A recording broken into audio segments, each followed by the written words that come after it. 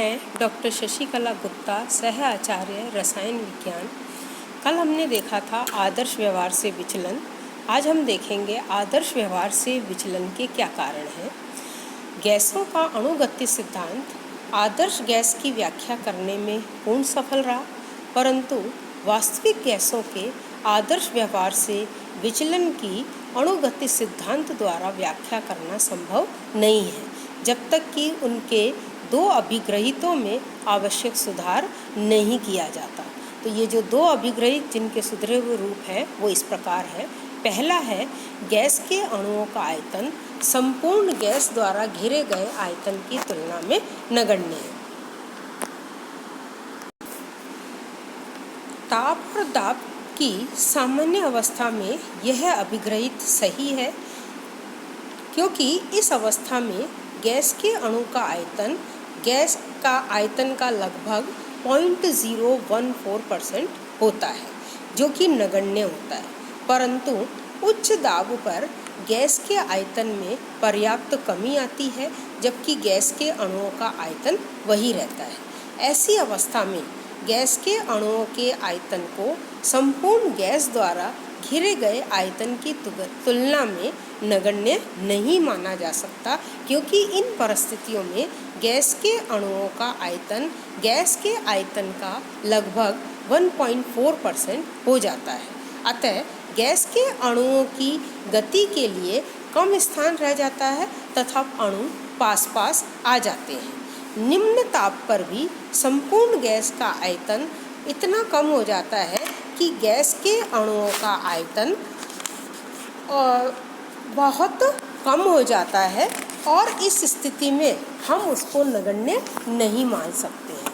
अतः उपयुक्त अभिग्रहित उच्च दाबों एवं निम्न ताप पर सही प्रतीत नहीं होता है, इसलिए आदर्श व्यवहार से विचलन पाया जाता है। दूसरा अभिग्रहित है, गैस के अणुओं के बीच परस्पर आकर्षण बल नहीं पाया जाता है। यह अभिग्रहित भी कम ताप और उच्च दाब पर सही नहीं पाया जाता, क्योंकि उन अवस्थाओं में गैस का आयतन बहुत कम हो जाता है और अणु अधिक निकट आ जाते हैं। इनके बीच आकर्षण निश्चित रूप से पाया ही जाता है। अणुओं के मध्य आकर्षण बल की उपस्थिति के पक्ष में दो प्रमाण दिए गए हैं। पहला प्रमाण है गैसों का द्रवीकरण। अधिकांश गैसें निम्न ताप और उच्च दाब पर द्रवित हो जाती है। गैसों का द्रवित होना गैस के अणुओं के मध्य आकर्षण बल की उपस्थिति के कारण ही संभव है। दूसरा है जूल थॉम्सन प्रभाव। जब किसी गैस को उच्च दाब से निर्वात में प्रसारित होने दिया जाता है तो गैस का ताप कम हो जाता है, अर्थात शीतलन प्रभाव होता है। इसे जूल थॉम्सन प्रभाव कहते हैं। इस प्रभाव का स्पष्टीकरण अणुओं के मध्य आकर्षण बलों द्वारा ही दिया जा सकता है। जब गैस प्रसारित होती है तो गैस के अणु एक दूसरे से दूर हटते हैं। इसके लिए इन्हें आकर्षण बल के विरुद्ध कार्य करना पड़ता है, और इस कार्य के लिए आवश्यक ऊर्जा इनकी गतिज ऊर्जा से प्राप्त होती है। परिणाम स्वरूप इनकी गतिज ऊर्जा में कमी आ जाती है और ताप कम हो जाता है। इन्हीं अंतरा आणविक आकर्षण बलों के कारण ही कम ताप और उच्च दाब पर गैसों के आदर्श व्यवहार से विचलन पाया जाता है। अब हम देखते हैं आदर्श व्यवहार से विचलन की व्याख्या वान डर वाल्स समीकरण के द्वारा, यानी explanation of deviation from ideal behaviour by van der Waals equation. One der Waals ने दाब संशोधन और ताप संशोधन पद के द्वारा आदर्श गैस इक्वेशन में सुधार करके एक समीकरण दी, और वो समीकरण है P plus A/V² into V minus B is equal to RT। PV is equal to RT plus PV minus A/V plus AB/V²। इस तरह से ये इक्वेशन जो हमें प्राप्त हुई है, इस इक्वेशन में AB/V² बहुत ही छोटी भिन्न होती है, तो इसको हम नेग्लिजिबल मान लेते हैं और इस तरह से हमारे पास इक्वेशन होगी PV = RT + PB - A/V। अब हम उस ग्राफ को हम याद करते हैं जो हमने ग्राफ प्लॉट किया था PV वर्सेस P, और ये है वो ग्राफ। इस ग्राफ में हमने क्या देखा था कि अलग अलग गैसों के लिए हमें PV वर्सेस P ये ग्राफ प्राप्त हुआ। जैसे CO2 गैस के लिए हमने देखा कि पहले प्रेशर एक्सट्रीमली लो प्रेशर पर PV की वैल्यू लो होती है और फिर उसके बाद और कम होती है और फिर PV की वैल्यू मिनिमम होकर फिर कंटिन्यूसली बढ़ती है। तो हम इसको देखेंगे कि एक्सट्रीमली लो प्रेशर पर हम क्या देखें कि ये देखो एक्सट्रीमली लो प्रेशर पर, यानी यहाँ इस पॉइंट पर हम ये देखें, अगर ये पॉइंट है यहाँ पर जो रेड डॉट से है, ये है एक्सट्रीमली लो प्रेशर।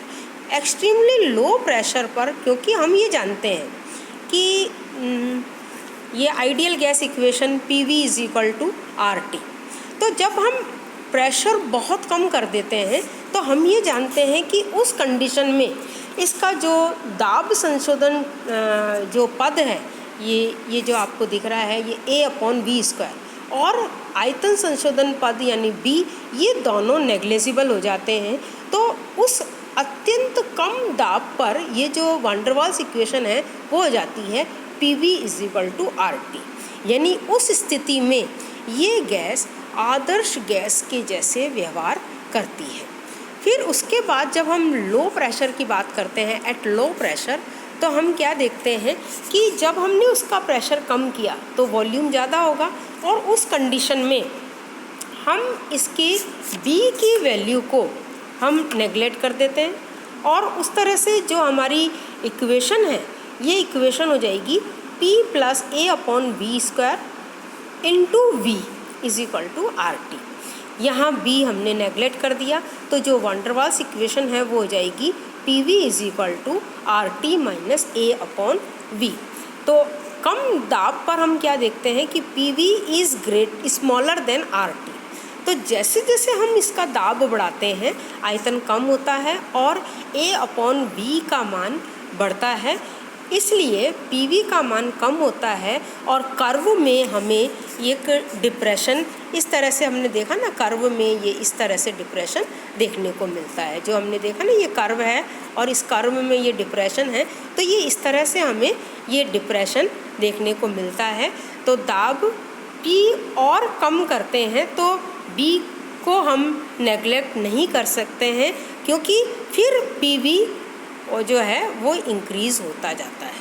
तो यानी अब हम देखते हैं एट हाई प्रेशर, तो एट हाई प्रेशर हमारी जो वैन डर वाल्स इक्वेशन है वो है P + A/V² × V - B = RT।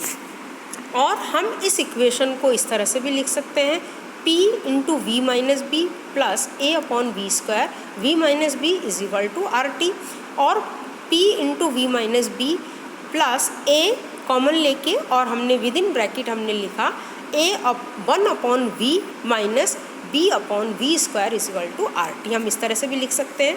और फिर हम ये जानते हैं कि हाई प्रेशर पर इनका जो वॉल्यूम है वो बहुत कम हो जाता है, और उसको हम नेगलेक्ट भी, क्योंकि प्रेशर पर वॉल्यूम कम हो गया तो हम इसको नेगलेक्ट कर सकते हैं। तो इसलिए हमारी जो ये इक्वेशन है वो हो जाएगी P × V - B = RT, और PV = RT + PB, और PV > RT। तो यानी हम दाब बढ़ाते हैं तो PV का मान बढ़ता है और इसीलिए PV भी बढ़ता है। तो वॉल्यूम करेक्शन टर्म जो है वो हाई प्रेशर पर इफ़ेक्टिव है, और प्रेशर करेक्शन टर्म जो है वो लो प्रेशर पर इफ़ेक्टिव है। तो इसका मतलब है कि इन दोनों के बीच में एक कोई प्रेशर रेंज है जो कि जिसमें कि A/v² और B दोनों ही एक दूसरे के इफ़ेक्ट को बैलेंस कर देते हैं। इस प्रेशर रेंज में गैस जो है वो आइडियल गैस के जैसे व्यवहार करती है। अब हम बात करते हैं एट लो टेम्परेचर। जब हमने ताप बहुत कम कर दिया तो हम क्या जानते हैं कि जब हम ताप बहुत कम कर देते हैं तो गैस का आयतन भी बहुत कम हो जाता है।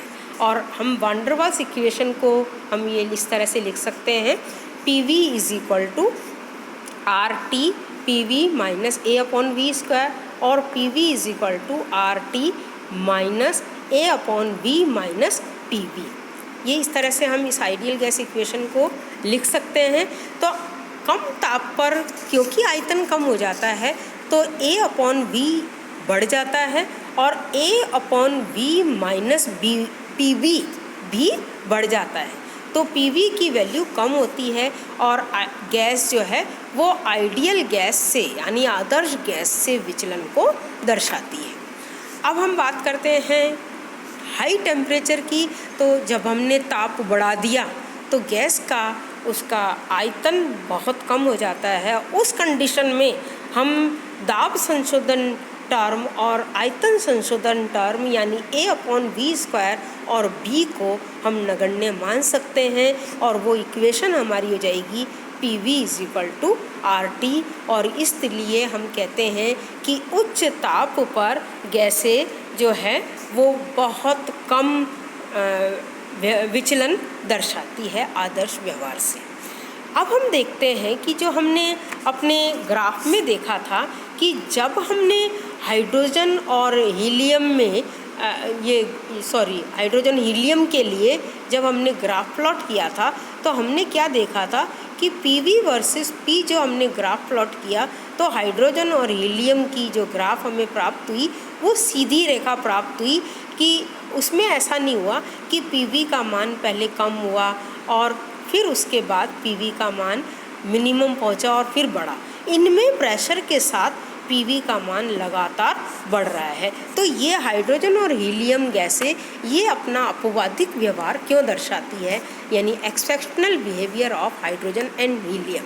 तो हाइड्रोजन और हीलियम के जो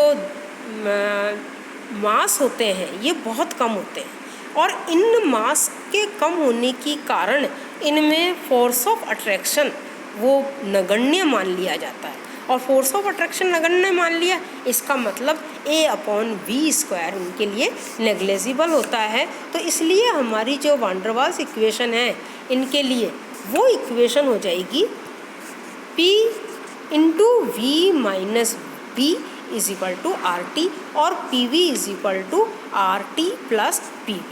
तो प्रेशर इस स्थिति में हम क्या देख रहे हैं कि प्रेशर बढ़ाने पर PV की वैल्यू कंटिन्यूसली बढ़ रही है और इसी कारण से जो हमें हाइड्रोजन और हीलियम का ग्राफ प्राप्त होता है वो इस तरह से सीधी रेखा प्राप्त होता है। उसमें पहले कम दाब पर उसका डिप्रेशन नहीं होता है।